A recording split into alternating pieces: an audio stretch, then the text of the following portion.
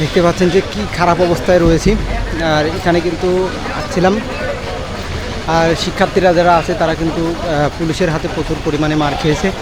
আর আমি এখন রয়েছি এই কুষ্টিয়া জেলা প্রশাসকের কার্যালয়ের সামনে। দেখতে পাচ্ছেন এখানে টিয়ার সেল নিক্ষেপের কারণে যে গ্যাস যে মারে, সেটার কারণে কিন্তু চোখ মুখের অবস্থা একেবারে খারাপ। আর আমার পিছনে দেখতে পাচ্ছেন যে কত পুলিশ সদস্য রয়েছে, তারা কিন্তু এটা প্রোটেক্ট করছে। আর এদিকে কিন্তু যারা আনসার সদস্য রয়েছে, পুলিশ, ফায়ার সার্ভিস, অতিরিক্ত পুলিশ কিন্তু এখানে মোতায়েন রয়েছে।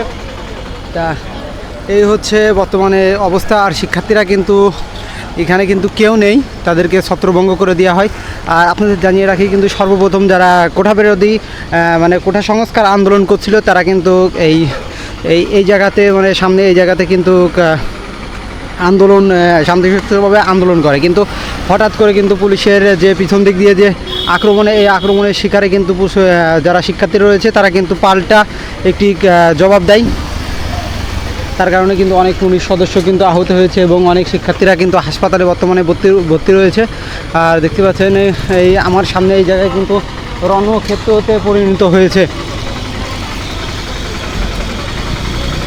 আর দেখতে পাচ্ছেন যে কতগুলো সদস্য তারা কিন্তু এখানে গ্রেপ্তার রয়েছে।